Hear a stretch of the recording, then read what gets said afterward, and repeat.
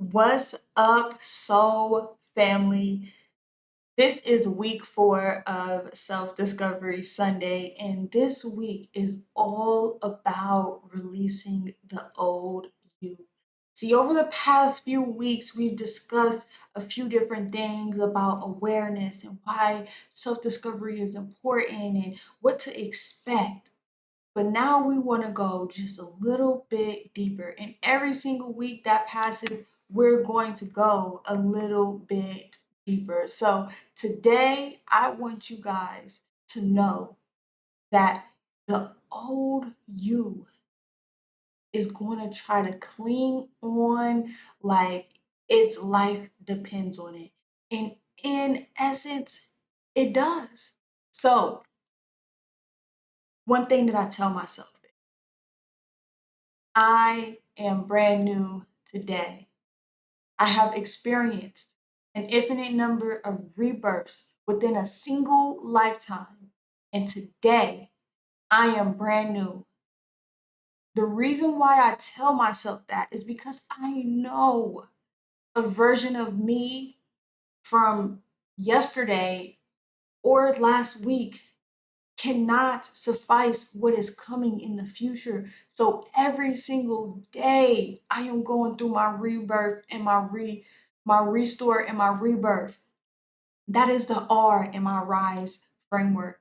And what it teaches you is to restore those emotional wounds, release that old version of yourself so that you can rebirth a new life full, a new version of your life so you can live life to the fullest. But it is so important. This part is so important because in order for you to grow, you must release. There's no way around it, okay? Because I'm going to tell you why.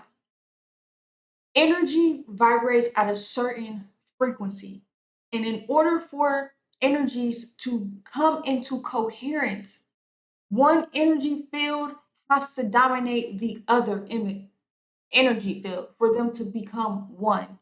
Now, if you're sending out two mixed signals at one time, then you're going to get stuck and stagnant because energy cannot go in two opposite directions. The purpose of it is for it to flow in coherence and in a certain rhythm and pattern.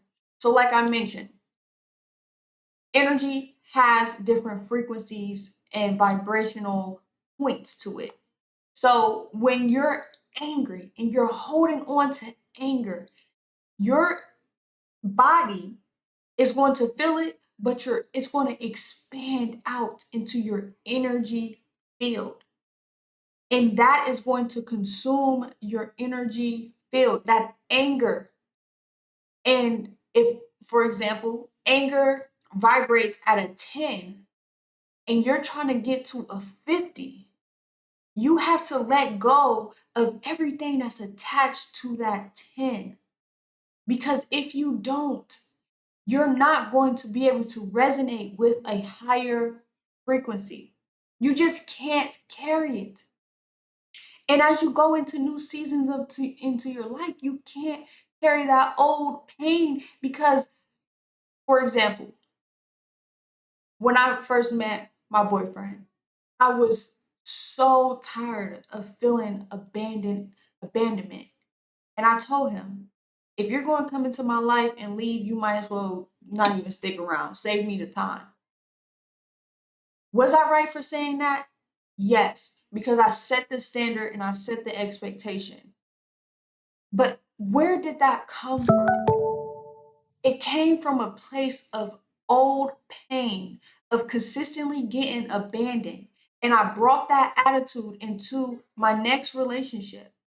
And partially it was good because, like I said, it set a standard. But what if I would have been looking for, and I'm not gonna lie, for a short period of the time, I was looking for reasons for him to abandon me.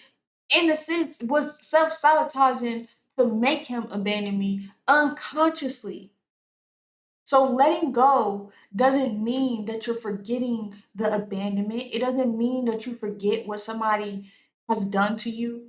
It means that you're freeing yourself from that weight of who you no longer are so that you can be who you were created to be and not continue to take those patterns into new seasons of your life. I firmly believe if I was not aware of my abandonment, I would have continued to go down this path of self sabotaging until one day he left and never came back. And I would have been so upset with him abandoning me, but not even realizing that I am the reason why he abandoned me because I did not let go of past narratives and I kept recreating situations for me to keep experiencing the same thing that hurt me.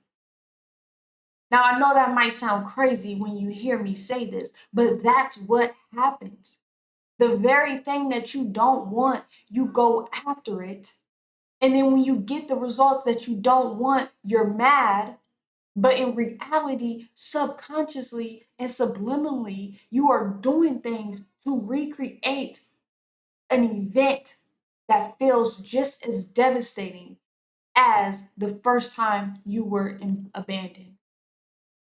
And the reason why you keep doing that is because your nervous system is so used to being in this state that once you get out of it, it's uncomfortable. It's the unknown. So, what does your body try to do? It tries to regulate itself to get back into its normal state. But when you look at the normal state, you realize that that normal state isn't normal. So, I need you to ask yourself, what version of me am I holding on to that I've already outgrown? And how can I release that version of me? And then I need you to affirm and say, I release the version of me that was only built to survive.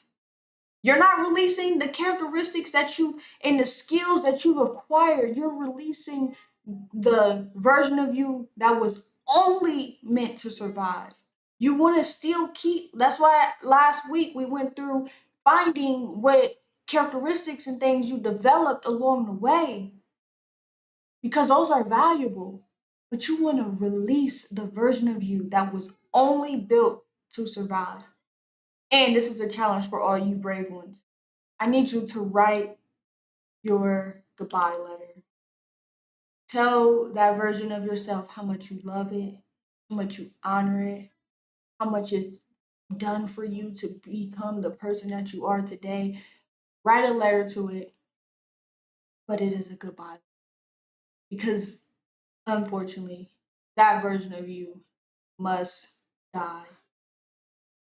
And I know it sounds harsh, but I want to prepare you for a grieving state because a part of you is going to miss that version of you. Trust and believe.